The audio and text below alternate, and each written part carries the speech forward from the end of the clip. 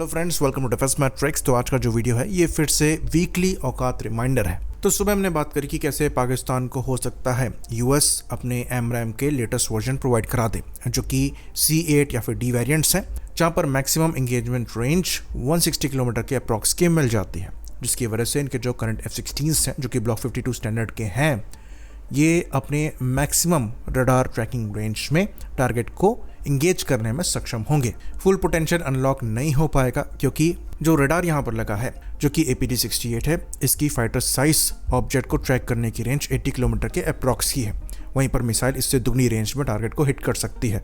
तो जब रडार खुद ही टारगेट ट्रैक नहीं कर पाएगा तो मिसाइल को कैसे गाइड करेगा? अब यहाँ पर कहा जा रहा है कि ये अवैक्स के थ्रू मिसाइल को गाइड करने की कोशिश करेगी। अगेन ये चीज़ पॉसिबल नहीं है। तो जो अवैक्स है ये ज़रूर अपलिंक प्रोवाइड करा सकता है लिंक 16 के थ्रू F-16s को, पर ये डायरेक्टली मिसाइल में ये डेटा अपलिंक नहीं कर सकता, जिसकी वजह से जो मिसाइल गाइडेंस है ये एयरक्राफ्ट के फायर कंट्रोल रडार के थ्रू होगी, जो अवैक्स है उसके रडार के थ्रू नहीं। हाँ, जो लिंक 16 के नए वर्जन्स हैं उसमें ये चीज़ इनेबल्ड है, जहाँ पर जो अवैक्स है ये डायरेक्टली या indirectly mid course update provide करा सकता है, लेकिन जो F-16 के वर्जन्स पाकिस्तान द्वारा इस्तेमाल किए जाते हैं वो इस चीज़ के लिए कैपेबल नहीं है।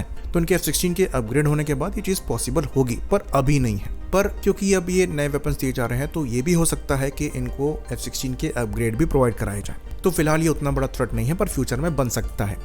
ये चीज़ हमने सुबह भी डिस्कस करी थी कि अभी इनसे बड़ा जो चैलेंज है ये J-10 है, जो कि PL-15 मिसाइल को कैरी करते हैं, जो कि AES रडार और लॉन्गर रेंज के मिसाइल के साथ आते हैं। तो जब हमने सुबह इस चीज़ के अगेंस्ट में काउंटर डिस्कस किया था, जहाँ पर हम कह रहे थे कि हमें R-37 जैसी मिसाइल्स कंसीडर करनी चाहिए और जो हमारी ओल्डर R-77 है उनको R-77M से रिप्लेस करने पर विचार करना चाहिए जब तक हमारे पास अस्त्र मार्क 2 या फिर गांडीव ना आ जाए। तो इसको लेकर पाकिस्तानीज काफ़ी ज़्यादा एक्साइटेड हो गए थे और उन्होंने कहा कि अब डर यहाँ पर नज़र आ रहा है, PL-15 का जो डर है वो दिख रहा है, J-10 का जो डर है वो दिख रहा है। इवन हमने ये तक कहा था कि जो इनके करंट F-17 ब्लॉक 3 हैं वो कैपेबिलिटी वाइज इनके F-16 ब्लॉक 52 से ज़्यादा बेहतर है। तो यहाँ पर भी कमेंट आने लग गए थे कि आप तो कह रहे थे F-17 ब्लॉक 3 कैपेबल नहीं है, लेकिन अभी आप उन्हें F-16 से ज़्यादा बेटर बता रहे हैं। तो अब यहाँ पर हम बताते हैं रियलिटी क्या है। हम यहाँ पर डिस्कस कर रहे हैं कि कैसे हम अपनी एयर टू एयर कैपेबिलिटी को इम्प्रूव कर सकते हैं। हमने ये नहीं कहा कि हम डिसएडवांटेज की पोजीशन पर हैं। हम एक डिफरेंट सिनेरियो को डिस्कस कर रहे हैं। तो भले ही आप अमेरिका से जाकर मिसाइल्स ले आइए, अपने F-16 को अपग्रेड कर लीजिए, उसके बाद भी केस ये है कि आपके ज़्यादातर एयर बेसिस से वो टेक ऑफ करते ही S-400 की रेंज में आ जाते हैं और हम आपके खुद के एयर स्पेस में उनको इंगेज करने की क्षमता रखते हैं। अभी का केस ये है कि हमें एयर टू एयर कॉम्बैट के लिए अपने फाइटर प्लेटफॉर्म्स को इस्तेमाल करने की रिक्वायरमेंट ही नहीं है। अभी भी आपके J-10 जो कि PL-15 के साथ लैस हैं, वो कॉम्बैट सिनेरियो में इंडियन बॉर्डर के 300 किलोमीटर की रेंज में आने के बाद लॉक होना चालू हो जाएंगे। ये चीज़ ऑपरेशन सिंदूर में हम प्रूव करके दे चुके हैं। डे 1 के केस को आप छोड़ दीजिए, जहाँ पर हमारे कुछ लॉसेस हुए थे क्योंकि रूल्स ऑफ एंगेजमेंट डिफरेंट था।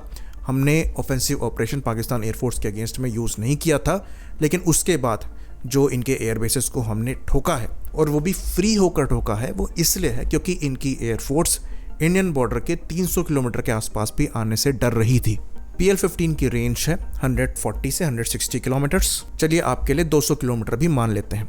तो इस 200 किलोमीटर की रेंज का आप क्या कर लोगे अगर आप 300 किलोमीटर की रेंज पर लॉक हो रहे हो और हमारे पास ऐसे स्टैंड ऑफ वेपन है कि हमें खुद पाकिस्तानी बॉर्डर के 100 किलोमीटर की रेंज में जाने की रिक्वायरमेंट नहीं है। हमारे पास 250 से 500 किलोमीटर की रेंज वाले स्टैंड ऑफ वेपन्स हैं, जो कि प्रिसाइजली पिन पॉइंट एक्यूरेसी के साथ पाकिस्तान के किसी भी कोने को हिट कर सकते हैं। तो कल आप F-16 को अपग्रेड करके ले आओ, AIM-120D वेरिएंट ले आओ, कोई फ़र्क नहीं पड़ता। अगर हमारी एयरफोर्स बिना एयर टू एयर मिसाइल के भी ऑपरेट करेगी, तब भी पाकिस्तान एयरफोर्स की औकात नहीं है कि हमारे किसी भी एयरक्राफ्ट को थ्रेटन कर पाए और हम फ्रीली अपने एयर स्पेस से इनके किसी भी एयरबेस को टारगेट कर सकते हैं, जैसे कि ऑपरेशन सिंदूर में हमने किया था। और ये जो हमारी एयर टू सरफेस आर्सनल है ये पहले से इम्प्रूव ही हो रही हैं। जो सुपरसोनिक वेपन्स हम यूज़ कर रहे हैं अब वो हाइपरसोनिक बन रहे हैं, रेंज भी यहाँ पर एक्सटेंड हो रही है, एक्यूरेसी बढ़ रही है। बाकी जो एयर डिफेंस नेटवर्क है वो और ज़्यादा रोबस्ट हो रहा है।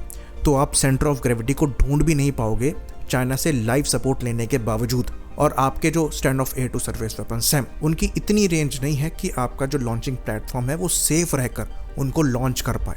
आपको S-400 की रेंज में आना पड़ेगा इनको लॉन्च करने के लिए।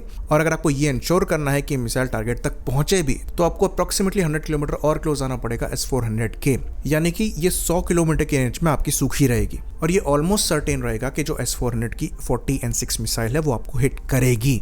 आपको याद होगा कि कुछ ही दिनों पहले पाकिस्तान में JF-17 को लेकर mission of no return celebrate किया जा रहा है, जहाँ पर S-400 को डिस्ट्रॉय करने की कोशिश करी गई थी। खैर, इन्होंने टारगेट हिट करने की कोशिश करी पर सिस्टम वहाँ से मूव हो चुका था, तो एक भी ये हिट स्कोर नहीं कर पाए। उल्टा इनके लॉसेस अच्छे खासे हुए हैं। और ये रियलिटी तब तक चेंज नहीं होगी जब तक ये कोई 5th जनरेशन फाइटर प्लेटफॉर्म नहीं ला पाते हैं। और इसलिए हमारे द्वारा ये चीज़ बार बार कोट करी जा रही है कि ये जो J-35 प्रिक्योर कर रहे हैं ये सीरियस थ्रेट हो सकता है, स्पेशली S-400 के अगेंस्ट में। बाकी ये कुछ भी कर ले उससे कोई फ़र्क नहीं पड़ता, इनका AWACS 300 किलोमीटर की रेंज में भी सेफ नहीं है। पाकिस्तान में इतनी चौड़ाई नहीं है कि ये सेफ रहकर अपने मिशंस परफॉर्म कर पाएँ। हाँ, ये बात ज़रूर है कि हमें भी अपनी एयर टू एयर टैक्टिक्स में इम्प्रूवमेंट की रिक्वायरमेंट है, और इसीलिए हमने पर्टिकुलरली इस चीज़ पर वीडियो बनाया था कि कैसे हम अपनी एयर टू एयर कैपेबिलिटी को इम्प्रूव कर सकते हैं। अगर खाली हम एयर टू एयर कॉम्बैट की बात करें पाकिस्तान के अगेंस्ट में, जैसे कि वो अपग्रेड कर रहे हैं उसके अगेंस्ट में, क्योंकि ये एक ऐसी जगह है जहाँ पर हमें काम करने की रिक्वायरमेंट है। बाकी लॉन्ग रेंज BVR कॉम्बैट के अगेंस्ट में एक और जो चीज़ हम ऐड कर सकते हैं ये स्कॉट जैमर्स हैं और सेल्फ प्रोटेक्शन जैमर है। ऑल्दो हम स्कॉट जैमर भी यूज़ करते हैं, सेल्फ प्रोटेक्शन जैमर भी यूज़ करते हैं, पर उनको AESA में अपग्रेड करना अब ज़रूरी हो गया है। इस पर हम काम भी कर रहे हैं और पैरेलल में इसमें इम्प्रूवमेंट की रिक्वायरमेंट है। इवन जो Tiras Mark 1A है वो खुद शुरुआत से ही AESA सेल्फ प्रोटेक्शन जैमर के साथ आएगा, जिसकी वजह से वहाँ पर आपको बेटर BVR कैपेबिलिटी मिलेगी।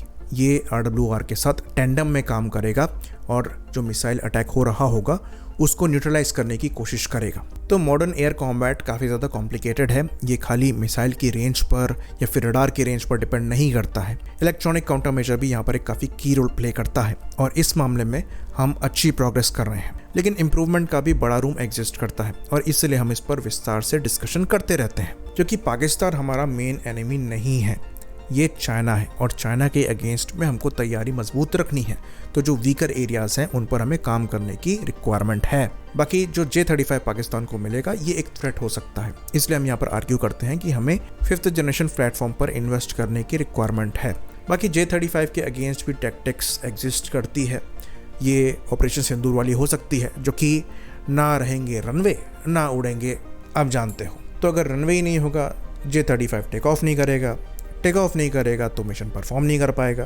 लेकिन फिर भी अगर ये बात हम मान लें कि ये प्लेटफॉर्म फ्लाई कर रहा है तो उसके अगेंस्ट में हमें 5th जनरेशन फाइटर प्लेटफॉर्म की रिक्वायरमेंट होगी। इसलिए IAF द्वारा Su-57 को भी कंसीडर यहाँ पर किया जा रहा है, जो कि हमारे हिसाब से नेसेसरी है। 5th जनरेशन फाइटर प्लेटफॉर्म एक रियल थ्रेट है। आई होप इन्फॉर्मेशन यहाँ पर क्लियर रही हो। इसी बात पर इस वीडियो को हम खत्म करेंगे। लाइक करिए, सब्सक्राइब करिए। जय हिंद।